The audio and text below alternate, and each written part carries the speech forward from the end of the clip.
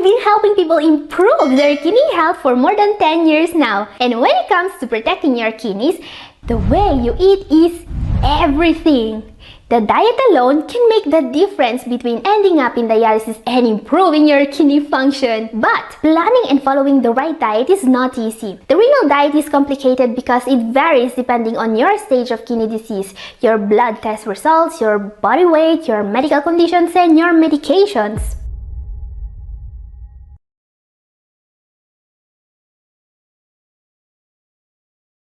You need to know very well what foods have protein in them, what foods have high GI carbs, and what foods have phosphorus, not to mention potassium, sodium, and oxalates. Or, well, you need a dietitian that does that for you. But what if I told you that there is a simple food item that has no carbs, no calories, and that could make a huge positive difference in lowering your creatinine levels? This amazing ingredient has detoxing, blood sugar lowering, and cholesterol lowering benefits. Just by drinking it or adding to your cooking, you could already start benefiting from it. And it's something you probably already have in your pantry, by the way, but that not everyone knows how to use properly. Have you guessed what it is? Well, if you said raw unpasteurized apple cider vinegar, you are correct. But unfortunately, apple cider vinegar, or ACV in short, also comes with a couple of hidden risks that you should know about. Don't worry, they can be avoided. So please don't start using ACV without watching this video till the end, so I can show you exactly how to use it safely. A question now, what happens to your kidneys when you start drinking 2 tablespoons of ACV a day? First of all, if you have diabetes, your kidneys will be protected from blood sugar spikes. You see, when you drink a tablespoon of ACV before a meal, it will help improving your insulin sensitivity. This means that more sugar is now going where it should, and it's not going around your body, damaging organs, which is an amazing benefit, especially, but not just for those with diabetes. And several studies have associated regular ACV consumption with lower blood sugar levels and improved insulin sensitivity up to 34% better, which is frankly amazing. Second benefit, your bad cholesterol will decrease, improving your heart and kidney health. Having high cholesterol levels is common in people with kidney disease and can contribute to kidney damage by making the arteries stiffer. And ACV can help, as this study tells us. Now, a benefit that most people find hard to believe still today. ACV helps you lose weight. Yeah, when I tell people that they should drink ACV to lose weight, they always seem incredulous. But you see, science is strongly supporting this benefit. A randomized controlled trial published in 2018 compared the effects of apple cider vinegar and dieting to dieting alone. What they found out is incredible, because participants that also took ACV lost, on average, 3.8 pounds more than those that didn't. So, same caloric deficit for both groups. But those also taking ACV lost way more weight. Isn't that amazing? And there is more. The researchers also found out that the ACV group lost more visceral fat. Now, this is a very important discovery because visceral fat or hidden fat is the #1 cause of diabetes and many other metabolic disorders. And usually, only exercising helps you lose visceral fat. The diet helps more with subcutaneous fat, or the fat you actually see. Now, this benefit alone may make a huge difference for some people. And this study also supports another benefit of ACV, its ability to lower blood pressure. In short, ACV can have huge benefits for kidney health.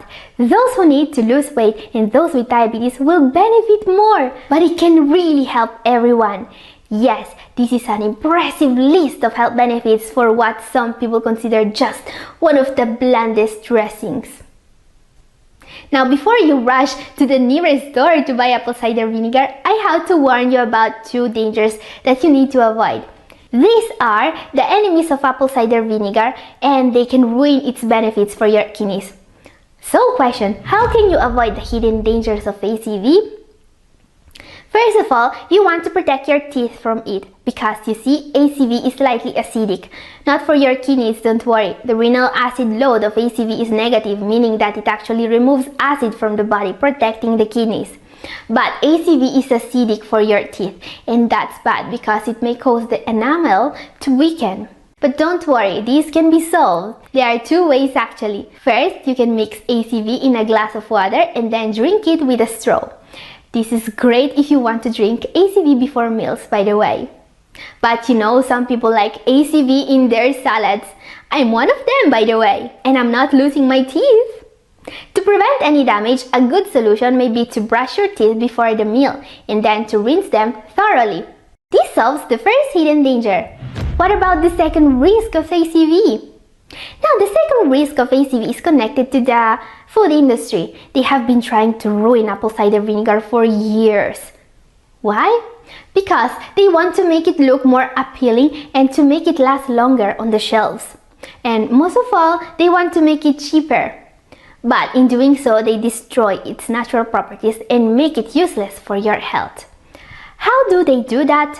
By filtering and pasteurizing it. Pasteurizing means heating it to kill any bacteria or yeast that might be present. And those are good bacteria. Keep it in mind. Filtering means removing the cloudy substance that you see at the bottom of the bottle. This is called the mother. You see? And it makes a lot of difference. The mother is a buildup of desirable micronutrients. This is also a probiotic and it gives ACV many of its properties. You'll find this in certain brands of raw apple cider vinegar. And I know that in the US this brand here is the most well known, but there are other brands too that you can trust, like this one. So you don't necessarily have to pay for the name brand. You just have to know what to look for. And to read the label, they will write it on the bottle when their ACV is raw and unpasteurized. Question: what is the right way to take ACV for diabetes and for weight loss? The studies we have seen have given us a lot of information about the best ways to use ACV. So here's how to take ACV for weight control. In the study that reported weight loss benefits, people drank 2 tablespoons a day, one before lunch and the other before dinner. Experts say that amount should be safe for most people. And what about blood sugar and cholesterol control? People in the study saw improvement when they took about 1.5 tablespoons after a meal and about the same amount before going to sleep. If you want to use it like this, remember to always mix it in a large glass of water. But you know, you can also incorporate ACV into your diet as a dressing. It's a simple addition to salads. And guys, if you want to know more about the foods that can really help your kidneys, this video up here. In this video, the top 5 best kidney-friendly foods that you must eat in the evening because they are great to help you sleep and help improve your GFR numbers. Catherine here. I've been working with people suffering from kidney disease for more than 10 years now. And not a single day goes by without me telling someone that there is no winning the battle for kidney disease without the perfect renal diet. Yes, kidney patients have been observed in scientific studies to stop or even reverse the decline of their kidney function with a diet alone.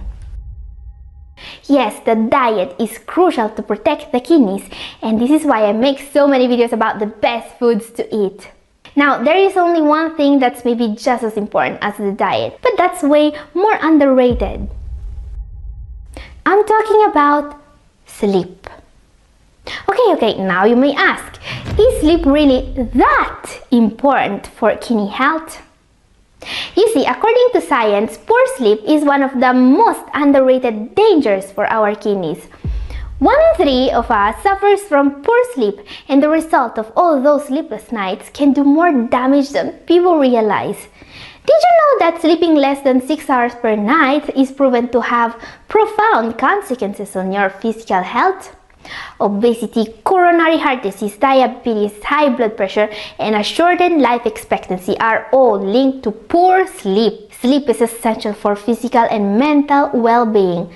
No doubt about it. And when it comes to kidney health, keep in mind that sleep deprivation is linked to inflammation and oxidative stress, both causes of kidney damage. Lack of sleep can even affect the hormones that regulate fluid and electrolyte balance, such as antidiuretic hormone ADH and aldosterone, which can lead to dehydration and salt retention. These are some of the reasons why large studies are linking lack of sleep to more CKD incidents and faster decline in kidney function. Time to stop this! Yes, there are 5 foods that can help you sleep better and that are also very healthy for your kidneys, starting with a food that's still controversial, but it shouldn't be. Number 5, bananas. Okay, not everyone with kidney disease can eat high potassium foods, but most CKD sufferers definitely can, according to current guideline. Yeah. Forbidding potassium to everyone is finally a thing of the past now. And for those that don't need to limit potassium intake, bananas can be a very healthy part of a dinner or pre-bed snack. You see, bananas are not just a great source of vitamin B6, which is key for healthy kidneys, and of various antioxidants and phytonutrients. They can also help you sleep better. How, you may ask? Banana are one of the few fruits known to be relatively rich in the nerve messenger serotonin, some of which your body converts to melatonin. Yeah, that's why many people love eating bananas so much. It's not the potassium, it's the serotonin. And actually, a different study was able to observe a more than 4-fold increase in melatonin blood levels within 2 hours of eating 2 bananas. Similar results were also observed with orange and pineapple, by the way. So consider eating these fruits before bed because, well, melatonin is the sleep hormone. It basically tells the body that it's time to sleep. And bananas, especially unripe ones, are especially healthy for those with diabetes. And ripe bananas have a GI as low as 42. Now guys, you see, there is a way to make bananas an even better sleep aid. Let's take a look. Number 4, almonds. Oh, we need to add another superfood. No, this is not peanut butter. This is almond butter. Super healthy because eating almonds regularly has been associated with lower risks of a few chronic diseases such as type 2 diabetes and heart disease. This is attributed to their healthy monounsaturated fats, fiber, and antioxidants. And well, almonds may also have sleep-promoting properties according to studies. That happens for 2 reasons. First, because almonds are a source of melatonin, just like bananas. Yeah, you can never get enough melatonin. And almonds are also an excellent source of magnesium, providing 19% of your daily needs in only 1 ounce. Magnesium is key for good sleep. If you follow me here regularly, you probably already know about the huge importance magnesium has for people with kidney disease. Having low magnesium levels, which is common in CKD patients, is linked to a long list of issues including high blood pressure and insomnia. So maybe you could try some bananas dipped in almond butter before bed. Doesn't that look tasty? Just keep in mind that almonds also contain some protein, so don't overdo it with the almond butter. I also recommend finding ways to keep track of your protein intake during the day, because eating too much protein may be a serious issue for some patients. And don't worry, I have some foods with very little protein in them that are also great to help you sleep better, like our number 3, kiwi. Kiwis are a low-calorie and very nutritious fruit that I always recommend. First of all, because they are very rich in vitamin C, even better than citrus fruits. And vitamin C is key for good kidney health. According to studies on their potential to improve sleep quality, kiwis may also be one of the best foods to eat before bed. In a 4-week study, 24 adults consumed 2 kiwi fruits 1 hour before going to bed each night. At the end of the study, participants fell asleep 42% more quickly than when they didn't eat anything before bedtime. Additionally, their ability to sleep through the night without waking improved by 5%, while their total sleep time increased by 13%. And well, this is an incredible result.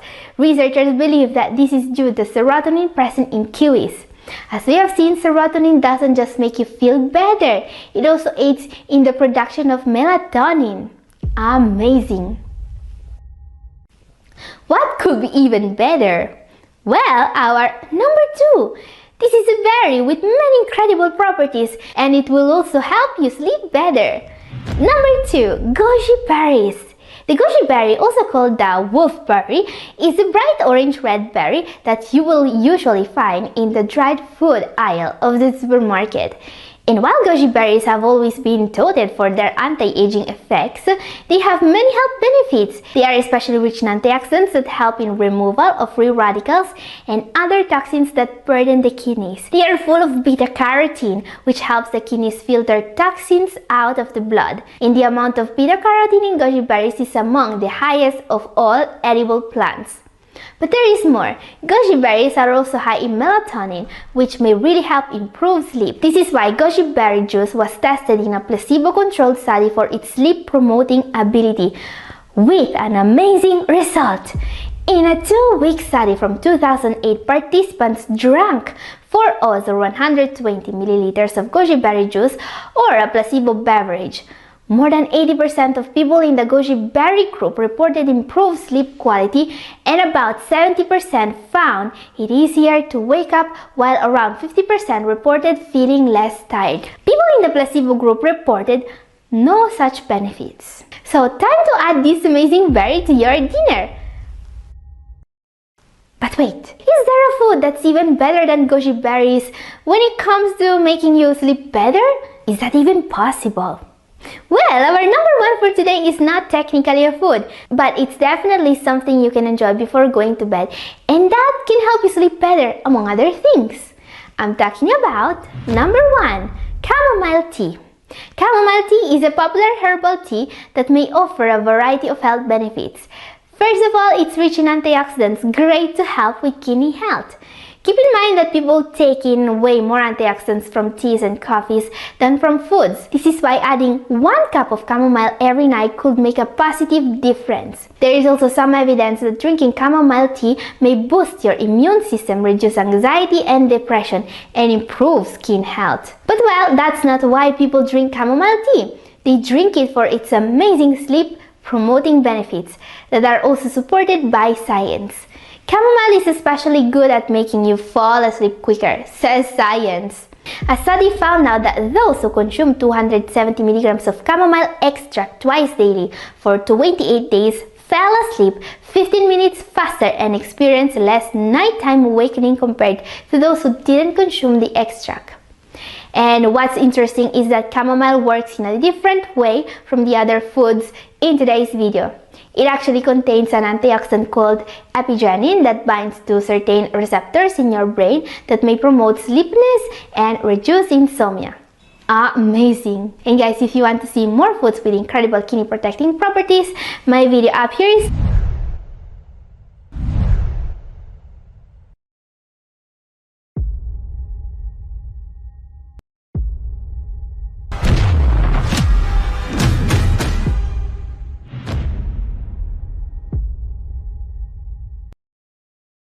There is hope for your kidneys, even if you are in stage 4 or 5 of CKD.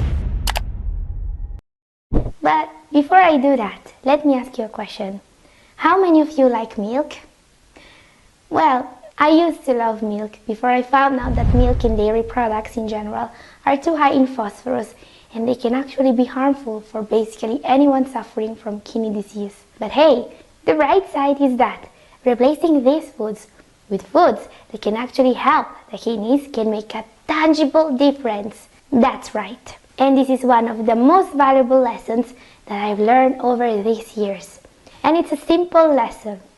There are supplements, treatments, dietary changes, and lifestyle choices that can make a difference, that can help you improve your GFR numbers.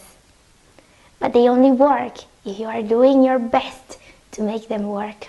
This means that you have to be proactive, informed, and motivated to take care of your kidneys. You have to be willing to learn about your condition and learn what adjustments to your diet and lifestyle are the most useful. This is why if you've been diagnosed with chronic kidney disease stage 4 or 5, you should never lose hope. You should never stop trying to get better, no matter the stage of kidney disease you are in. No matter what your doctor may have told you.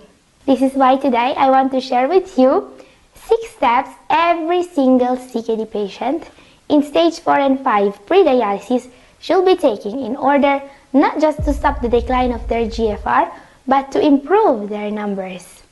Yes, this is possible, says science. So let's start with what I consider the most powerful superfood in the world when it comes to improving your GFR.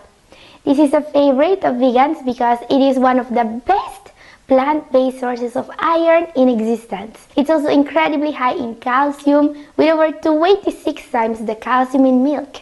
And it contains many of the vitamins someone with kidney problems needs the most, including vitamin B1, B3, and B6, and also folic acid, vitamin C, and more. I'm talking about spirulina. Yes, this is a superfood I always want in my diet.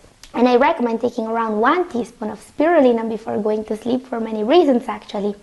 First of all, it can help decrease blood sugar levels, which is incredibly helpful for those with diabetes. If that isn't enough, spirulina can also help controlling blood pressure significantly, as well as cholesterol levels and body weight. Various studies confirm all these properties, as you can see here. Yes, spirulina is amazing, and researchers believe that these very positive kidney protecting benefits are due to the powerful antioxidant effect this alga has in the body. We also know that, in general, 1 to 8 grams per day of spirulina has been shown to produce benefits. So here's my advice about this superfood. Take it in the evening or before going to bed. The reason is the high content of tryptophan in spirulina. This is an essential amino acid that the body uses to produce both serotonin, which is key for mental health, and melatonin. Melatonin is the sleep hormone, and having a food rich in tryptophan before sleep may be a serious help in sleeping better, which is key to protect the kidneys. Yes, this explains, at least in part, why spirulina is so good for you. And while I don't recommend spirulina to those suffering from autoimmune diseases such as lupus or rheumatoid arthritis, this superfood has too many benefits not to be part of a real diet. And make sure you find a brand that certifies the purity of the product. Now, when it comes to spirulina, also keep in mind that it's a protein source. For example, if you take half tablespoon of spirulina or 3.5 grams, you'll be getting around 2 grams of protein. And while that's not too much, you still want to make sure you are keeping track of all the protein you are getting every day, spirulina included.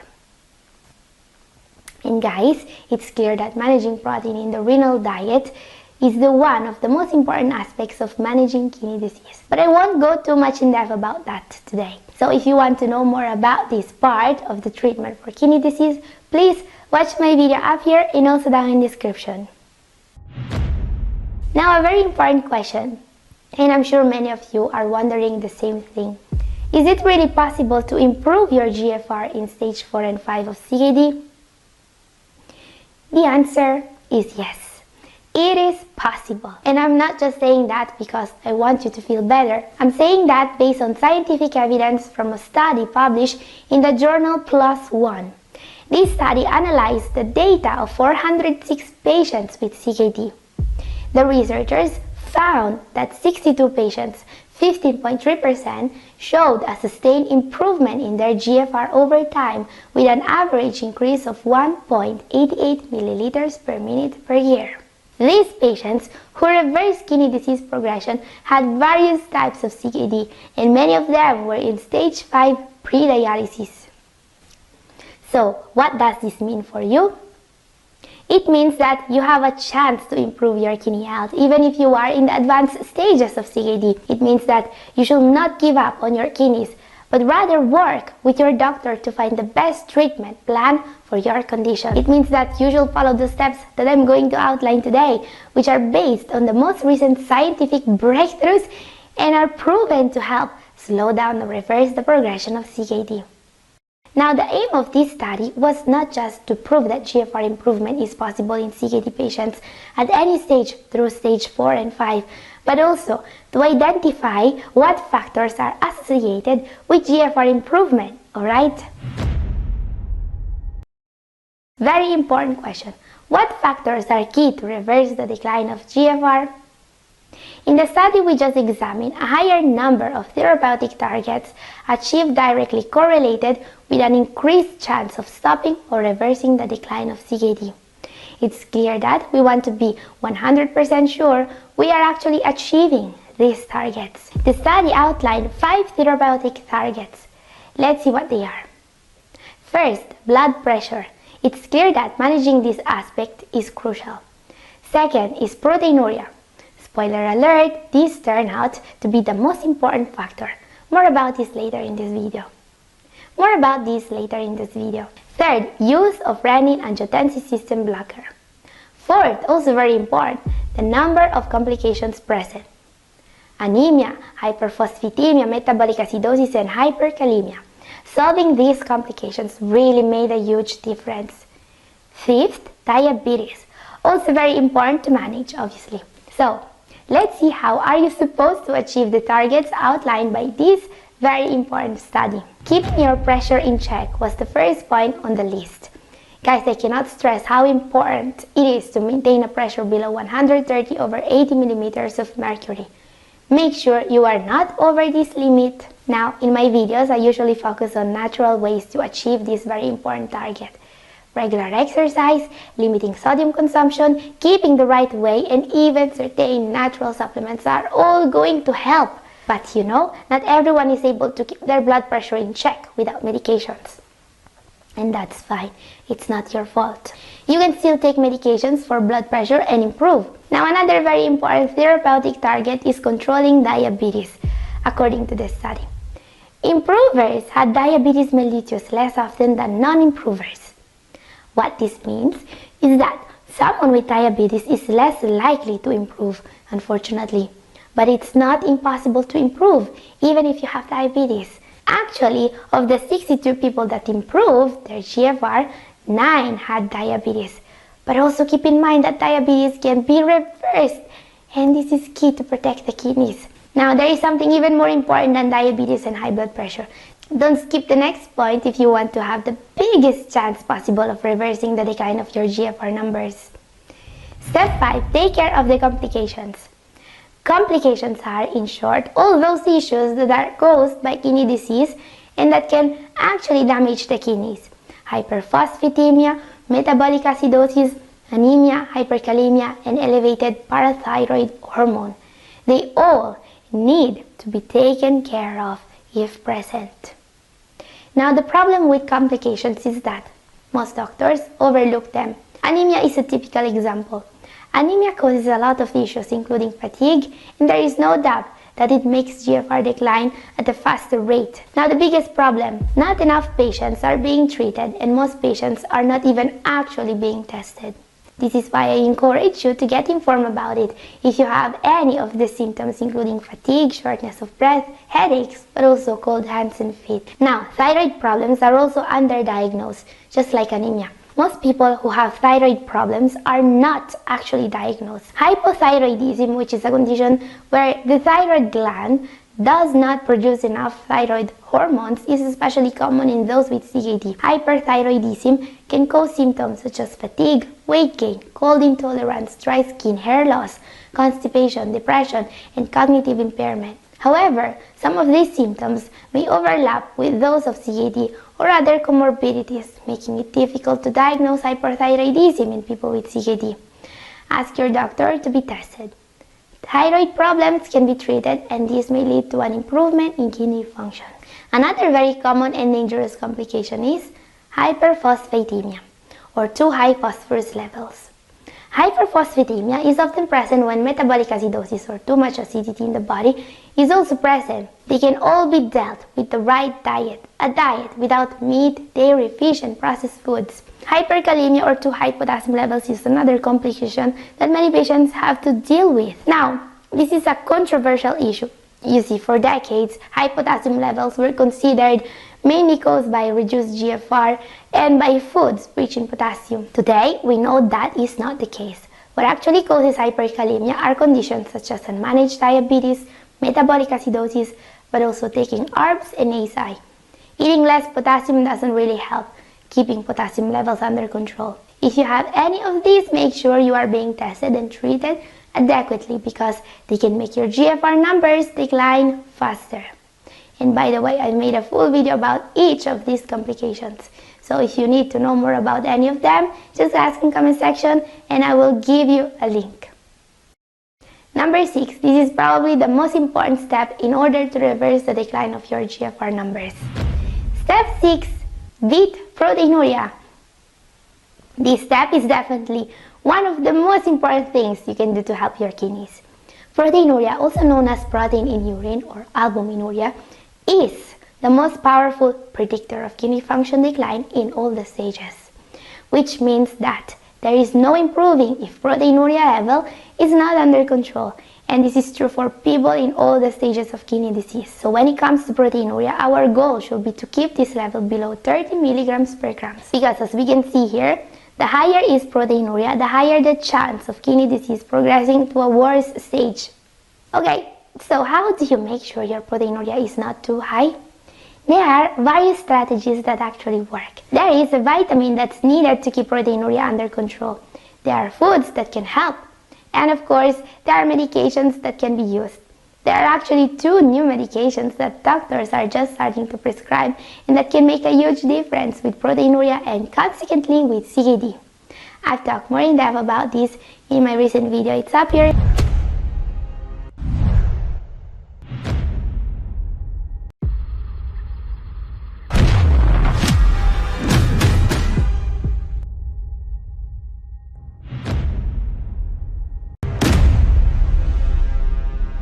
Today, we talk about a topic that's crucial both for people with kidney disease in any stage and for those at risk for it. Maybe because they have diabetes or high blood pressure, which is proteinuria. In my videos, I always try to focus on what can really make a difference for people suffering from kidney disease. And the reason why I'm doing this is simple. Science says that you can always improve your GFR even in stage 4 and 5, but only if you are able to keep certain levels under control. And one of the most important levels you absolutely need to keep under control if you want to improve is proteinuria. Proteinuria, also known as protein in urine or albuminuria, is the most powerful predictor of kidney function decline in all the stages. And being a predictor is also the very first visible symptom of kidney disease. What's even more important, there is no improving if proteinuria level is not under control. And this is true for people in all the stages of kidney disease. So keep that in mind because what we are going to see today can really make a difference when it comes to proteinuria. We will see what foods can help you. We will see a huge breakthrough in the way proteinuria is managed. And we will see a vitamin that can lower proteinuria levels by 34%.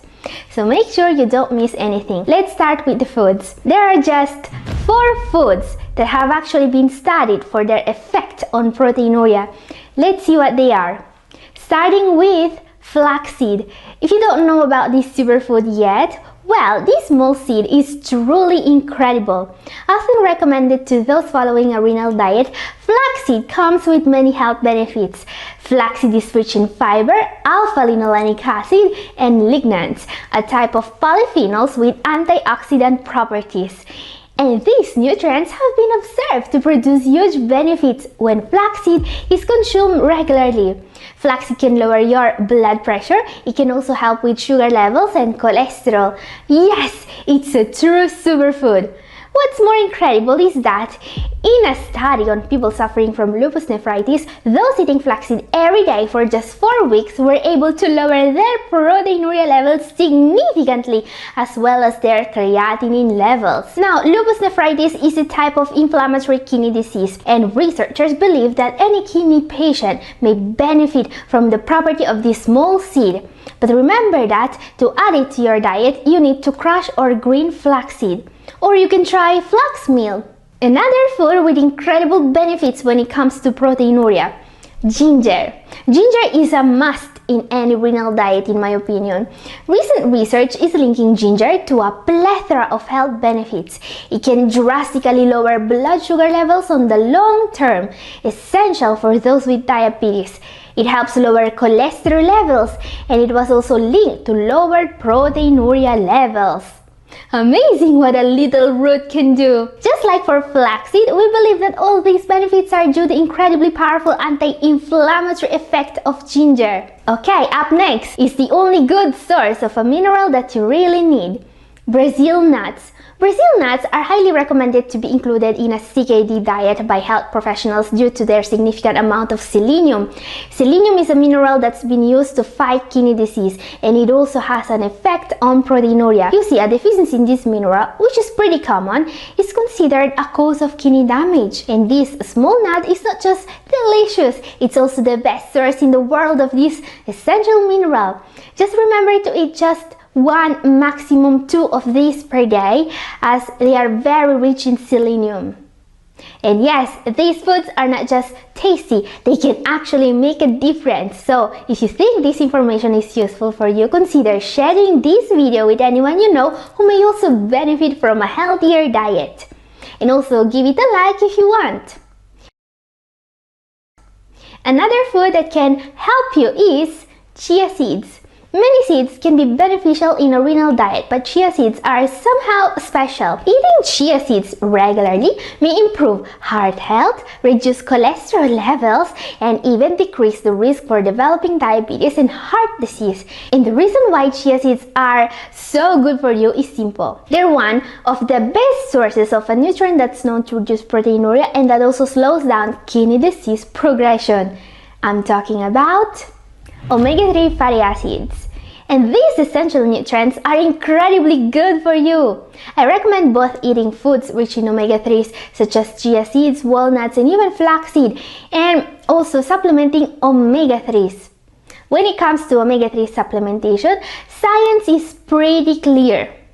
Omega-3 fatty acid supplementation is associated with a significantly reduced risk of end-stage renal disease and delays the progression of this disease.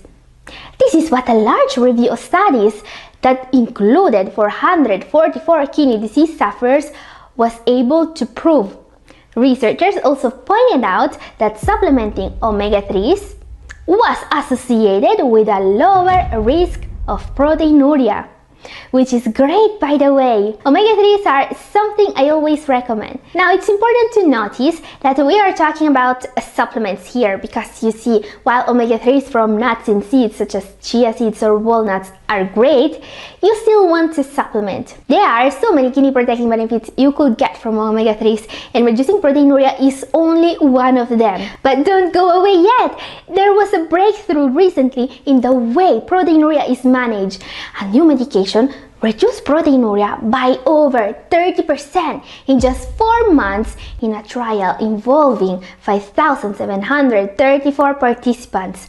So yes, I believe you should know about this. Before that, a very important question. How can I tell if my proteinuria is too high? As I was saying in the beginning of the video, your proteinuria levels may be used to predict how your kidney function is going to evolve in the future. And this level is just as important for those with CKD as for those who are at risk for CKD, maybe because they have diabetes or high blood pressure.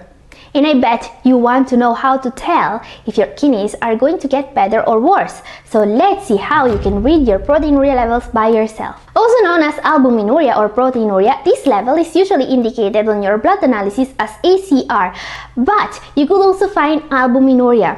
Once you have identified your levels, let's take a look at this table. What it tells us is that the lower the albuminuria, the lower the chances of progressing to a worse stage of kidney disease. And this is always true, no matter what stage of kidney disease you are in. So if this level is below 30 milligrams per gram, you're more likely in the green. Your kidneys are going to be stable in your current situation, and an improvement may be possible. If this level is between 30 and 299 milligrams per gram, you are risking that your kidney disease will worsen. In this case, you are in the orange or red, depending on the stage. Now, when this level is over 300 milligrams per gram, well, this is bad. Being in the red is a reason for a concern. So the next question people ask at this point is, what should I do to make sure my levels are going to improve? What really works? As I was saying, there are dietary strategies, supplements, and a new medication that can really help. Let's see the diet first, because another question that I always get is, I have proteinuria. Would reducing protein intake from the diet make it better? So we have seen some foods that can help you. But it's clear that we also want something more effective to take care of a problem as serious as proteinuria. And talking about the diet, there is one intervention that always gives great results: limiting protein intake. Protein, animal proteins in particular, such as meat, eggs, and dairy products, can increase the workload of the kidneys, and this can cause more protein to leak into the urine. Limiting protein intake is strongly supported by scientific literature as a way to slow down and even stop the decline of GFR. It can greatly reduce the number of CKD sufferers who progress to end-stage renal disease.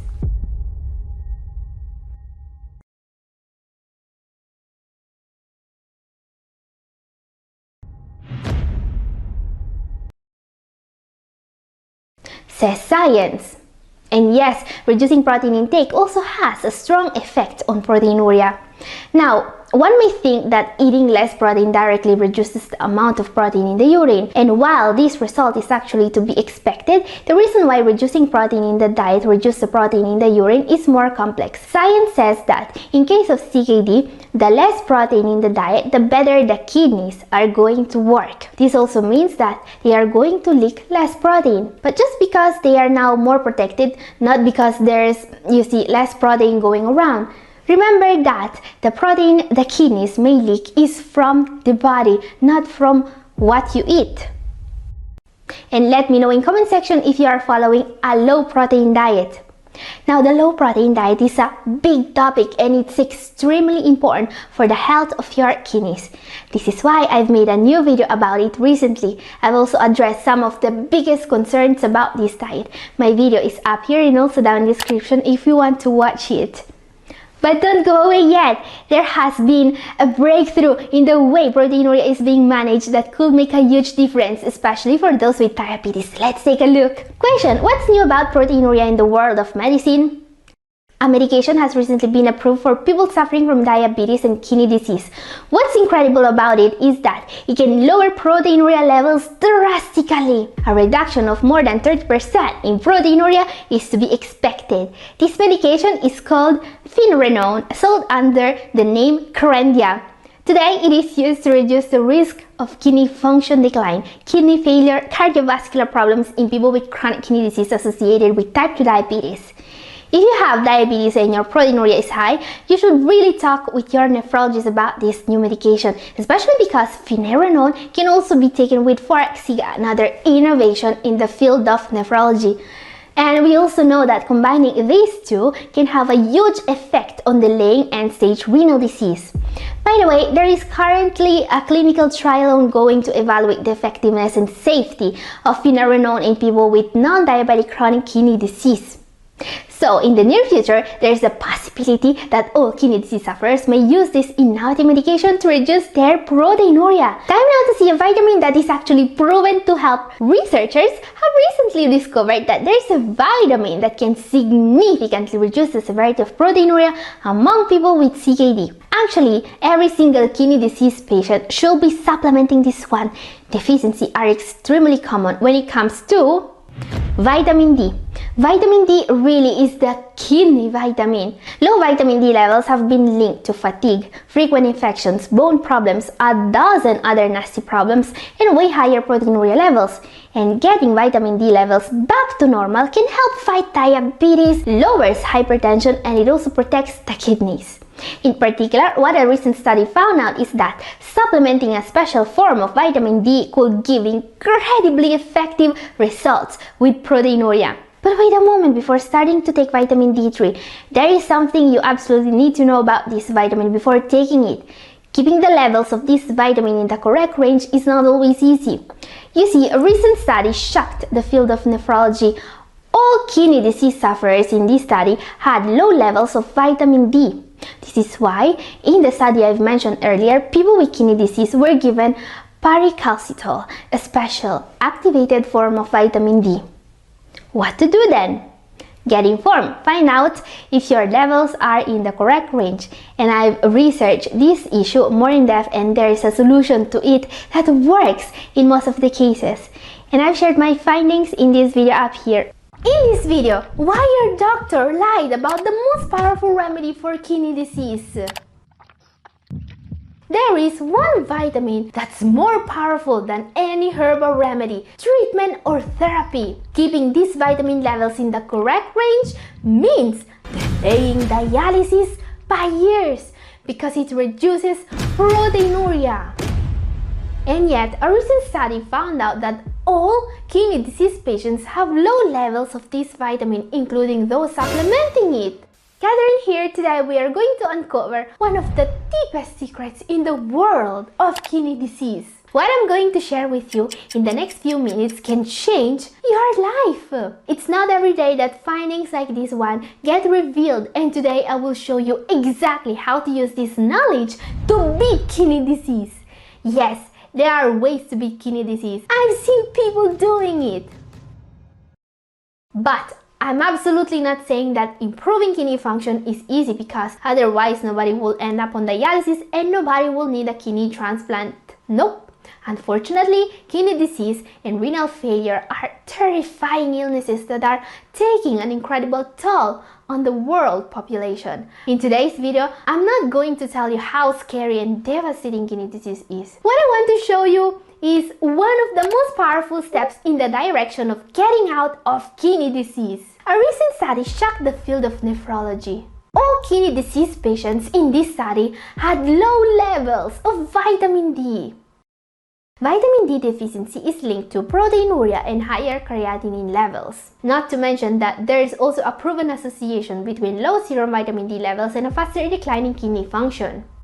Now, the shocking truth about vitamin D. Many of the patients in the study were taking vitamin D supplements, and yet their serum levels were insufficient. Yes, your doctor lied about vitamin D supplements. It's not always enough to supplement this vitamin to improve vitamin D levels in the blood and to protect the kidneys. This is very dangerous because supplementing vitamin D the wrong way is proven to directly cause damage to the kidneys. On the other hand, vitamin D can significantly reduce the severity of proteinuria among patients with CKD if supplemented correctly. Proteinuria is one of the most important indicators of kidney health. Reducing proteinuria means directly delaying dialysis.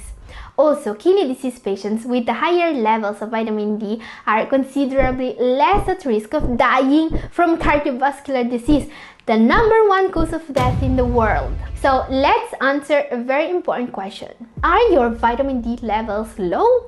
There are various symptoms that can tell you if you have low levels of this vitamin. Low D levels have been linked to fatigue, frequent infections, bone pain, but also depression, high blood pressure, and high glucose levels. Vitamin D is also crucial for calcium absorption. If you have any of these symptoms, don't wait for your kidneys to fail. Talk to your doctor and start supplementing vitamin D, as I will show you in this video. Because, as I was saying, just supplementing regular vitamin D3 may not be enough. Question: what to do to improve levels of vitamin D in blood and protect the kidneys? It's not easy to keep vitamin D levels in the correct range even when supplementing it. The reason is that the kidneys are the organs supposed to convert vitamin D2 and vitamin D3 both from the sun and from foods or supplements into the active form the body needs. The active form of vitamin D is called calcitriol. Notice that this is different from cholecalciferol or vitamin D3. Calcitriol is the active form of vitamin D, normally made in the kidney.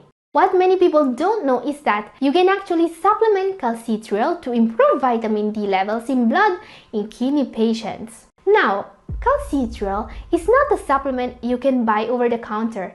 It's actually a medication, and you will need a prescription from your doctor. While old guidelines recommended calcitriol to patients in stage 5 only, today we know that patients in stage 3 and 4 of CKD will need it too. So consult your doctor and get a prescription. In short, vitamin D is crucial for your kidney and bone health, but regular supplements are not good enough for kidney disease patients. Consider getting a prescription for calcitriol, the active form of vitamin D, if you have kidney disease stage 3 to 5 and you want to avoid dialysis. Now, vitamin D supplements, including calcitriol, also comes with a hidden danger. Because while vitamin D is crucial to absorb calcium from foods, it doesn't help at all the body using this extra calcium. And this may lead to calcification in arteries and kidneys, a very dangerous condition. There are two crucial nutrients you need to supplement with vitamin D if you want it to protect your kidneys instead of damaging them. First, menaquinone or vitamin K2. This one is an incredibly powerful way of helping kidney health. It can actually tell the body to put extra calcium in the bones and not in the vessels or organs. Yes, arterial calcification is very dangerous and vitamin K2 can help. This powerful nutrient also plays an essential role in many aspects of your health. Studies confirm that an increased intake of menaquinone or vitamin K2 can prevent cardiovascular related death in people with kidney problems. If you want to try this supplement, which is proven to help bone, kidney, and heart health, take the menaquinone M7 form of K2. Studies use doses between 100 micrograms and 400 micrograms per day. The safest route is always to start with the lower dosage, 100 micrograms, and to consult a doctor. Do not take regular vitamin K. Now, there is one more thing you need to consider when supplementing vitamin D. For vitamin D to help the kidneys, magnesium should always be supplemented too. Without magnesium present, vitamin D is stored in the body and not used. Magnesium helps vitamin D bind to its target proteins as well as helping the liver and the kidneys to metabolize vitamin D. Magnesium is essential in the metabolism of vitamin D, and taking large doses of vitamin D can cause magnesium deficiency. This is absolutely not something you want.